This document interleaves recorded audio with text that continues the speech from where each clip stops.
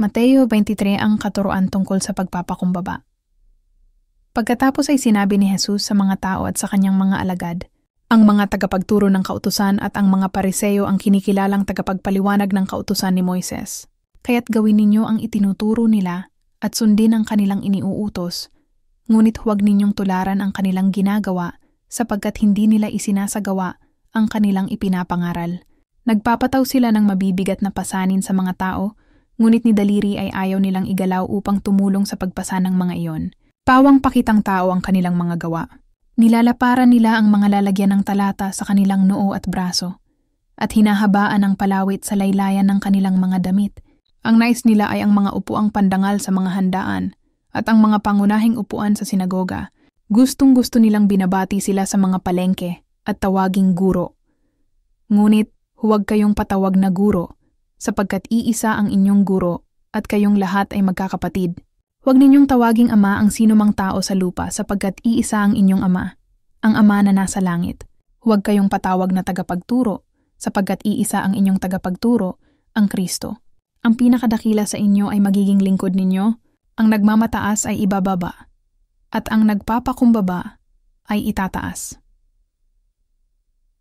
Tinuligsa ni Jesus ang mga tagapagturo ng kautusan at ang mga Pariseo. Kahabag-habag kayo, mga tagapagturo ng kautusan at mga Pariseo. Mga mapagkunwari, hinahadlangan ninyo ang mga tao upang hindi sila makapasok sa kaharian ng langit. Hindi na nga kayo pumapasok, hinahadlangan pa ninyo ang mga nais pumasok. Kahabag-habag kayo, mga tagapagturo ng kautusan at mga Pariseo. Mga mapagkunwari, inuubos ninyo ang kabuhayan ng mga byuda at ang idinadahilan ninyo'y ang pagdarasal ng mahahaba, dahil dito'y lalo pang bibigat ang parusa sa inyo. Kahabag-habag kayo, mga tagapagturo ng kautusan at mga Pariseo, mga mapagkunwari, nilalakbay ninyo ang karagatan at ginagalugad ang buong daigdig, makahikayat lamang kayo ng kahit isang hentil sa pananampalatayang Hudyo. Ngunit kapag ito'y nahikayat na, ginagawa ninyo siyang masahol pa at lalong dapat parusahan sa impyerno kaysa sa inyo. Kahabag-habag kayo, mga bulag na taga-akay. Itinuturo ninyo na kung gagamitin nino man ang templo sa panunumpa, walang halaga ito. Ngunit kung ang gagamitin niya sa panunumpa ay ang ginto ng templo, dapat niyang tuparin ang kanyang sumpa. Mga bulag, mga hangal, alin ba ang mas mahalaga, ang ginto o ang templong nagpapabanal sa ginto? Sinasabi rin ninyo na kung gagamitin ni Numa ng dambana sa panunumpa, walang halaga ito. Ngunit kung ang gagamitin niya ay ang handog na nasa dambana, dapat niyang tuparin ang kanyang sumpa. Mga bulag, alin ba ang mas mahalaga, ang handog o ang dambana na nagpapabanal sa handog? Kaya nga, kapag nanumpa ang sinuman na saksi ang dambana, ginagawa niyang saksi ito at ang lahat ng handog dito. Kapag nanumpa ang sinuman na saksi niya ang templo, ginagawa niyang saksi ito at ang Diyos na nasa templo. At kapag nanumpa ang sinuman na saksi niya ang langit, ginagawa niyang saksi ang trono ng Diyos at ang Diyos na nakaupo doon.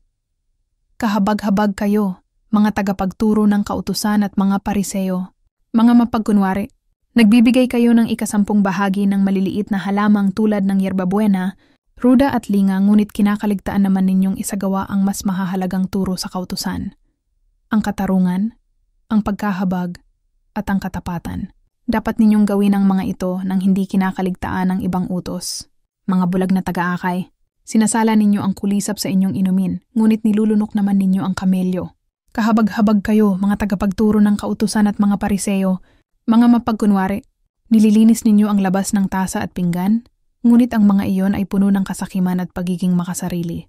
Bulag na Pariseo, linisin mo muna ang nasa loob ng tasa at pinggan at magiging malinis din ang labas nito.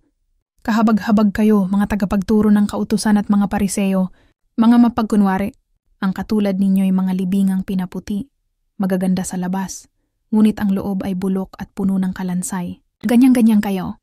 Sa paningin ng tao'y mabubuti, ngunit ang totoo'y punong-puno kayo ng pagkukunwari at kasamaan. Paparusahan ang mga mapagkunwari. Kahabag-habag kayo, mga tagapagturo ng kautusan at mga Pariseo, mga mapagkunwari, nagpapagawa kayo ng libingan para sa mga propeta, at pinapaganda ang mga puntod ng mga taong namuhay ng matuwid. Sinasabi pa ninyo, kung kami sana'y nabuhay sa kapanahunan ng aming mga ninuno, hindi kami makikiisa sa pagpatay sa mga propeta.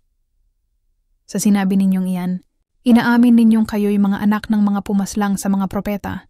Sige, tapusin ninyo ang sinimulan ng inyong mga ninuno. Mga ahas, lahi ng mga ulupong, hindi kayo makakaiwas na maparusahan sa impyerno.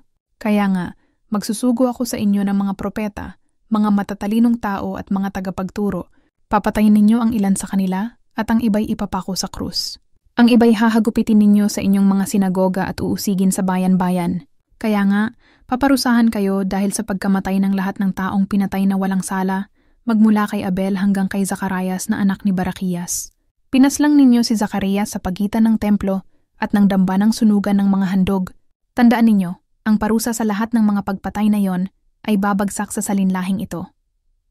Ang pag-ibig ni Jesus sa Jerusalem. Jerusalem, Jerusalem, pinapatay mo ang mga propeta at binabato ang mga isinugo sa iyo.